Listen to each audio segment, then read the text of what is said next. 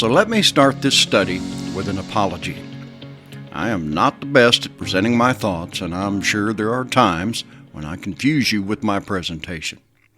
Of course, this is not intentional, but simply a result of not being as good a writer and explainer as I'd like to be. Furthermore, we're tackling what I believe is the most difficult subject there is, those things pertaining to the kingdom of God. This is not an excuse, but simply an observation. Truth be told, I often forget to just state the obvious, so please forgive me for that. I'll try and do better, but please keep in mind that this is why there is a comment section.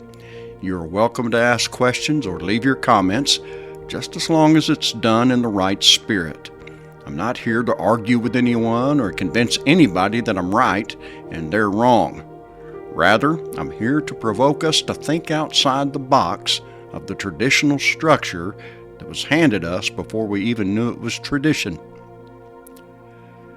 Let's face it, dear brother and sister, there is simply much we don't know or understand. But doesn't it make sense that our Maker, who instituted this process from the very beginning of our existence, would allow for this? Of course He would. Okay, so let's move on. My topic in this study? There isn't one. Instead, I just wish to share several thoughts that I've unintentionally bypassed since the start of this study. Now, look at my table of images once more, which was created to show the difference between carnality and spirituality, between the image of the man of dust and the image of the man of heaven. Note that the man of dust is on the left, while the man of heaven on the right. This is intentional, for the left shows the starting point that leads to the right. And since the cherubim are seen on both sides of the mercy seat on the Ark of the Covenant, this tells us that the left side of this equation is just as much cherubim as the right side. Let's keep this in mind. Now, remember, the way to the tree of life is through the flaming sword.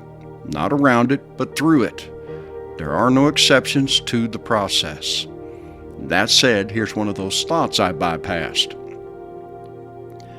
The fact that the way to the tree of life is guarded does not mean that we cannot access it. Think about it. Just because a gate has a guard doesn't mean that you can't enter through that gate.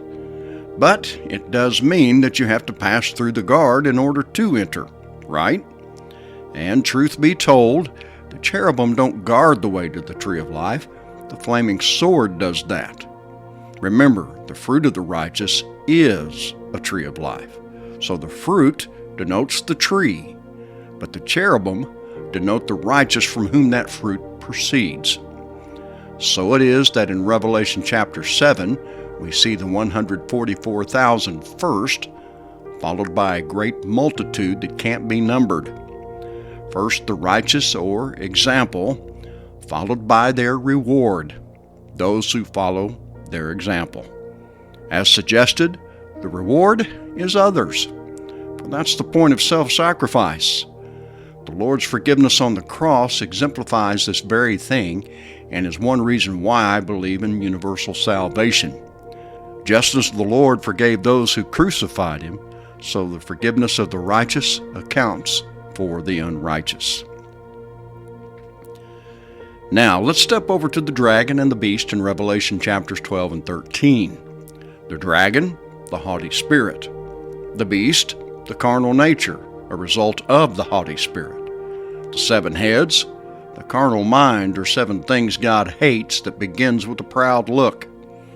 Since a proud look is seen in the head or countenance, it connects the 7 heads to Proverbs 6:16 through 19. So why do I believe this is important to understand?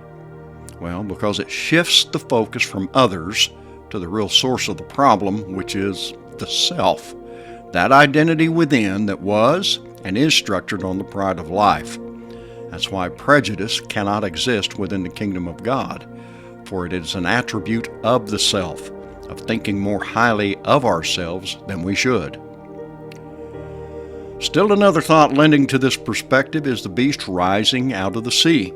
Remember, the phrase rise up is the Greek word meaning to go up, literal or figurative, and therefore used elsewhere in the New Testament to indicate rising out of pride. As a matter of fact, when we understand this perspective, it helps explain the following. And they went up on the breadth of the earth, and compassed the camp of the saints about, and the beloved city, and fire came down from God out of heaven, and devoured them. The phrase "they went up" is the same word rendered "rise up" in Revelation 13:1, showing that this passage speaks figuratively of the haughty spirit of the world, that is pride, rising up against the Spirit of Christ, regardless of our geographical position. The phrase "breadth of the earth" is also figurative, referring to the carnality of the first man Adam, who is of the earth, earthy.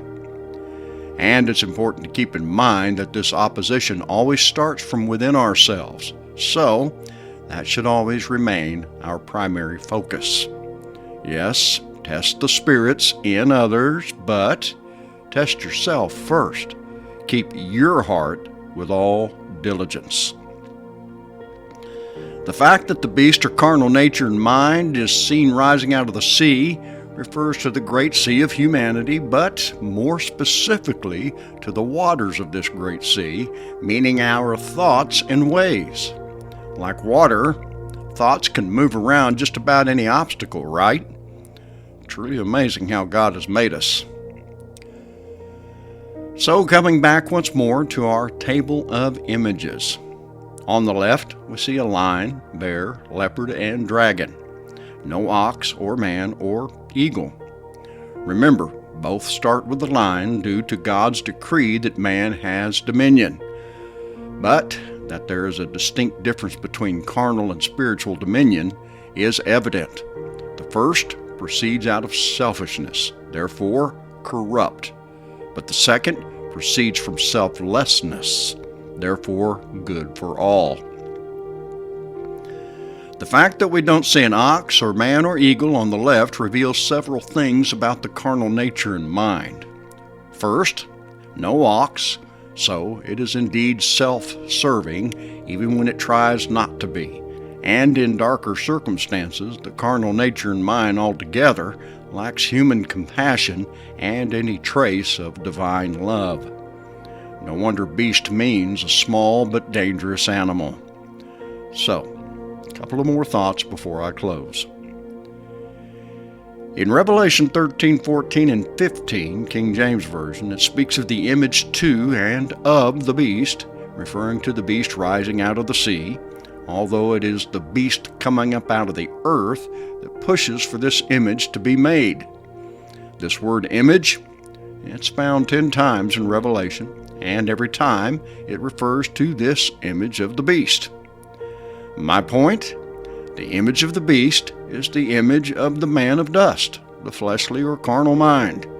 In both the first beast and the second, the carnal nature is seen first, but this nature is always manifested through the carnal mind. Thought leads to action, but it is first triggered by the passion in the heart. This is the reason we see another beast arise after the first one. In Revelation 16:13, 19:20, and 20:10, this second beast is called a false prophet. I do not believe that this refers to an individual, for the true source of deception is not a person, but the human heart. Jeremiah 17:9 tells us that the heart is deceitful above all things.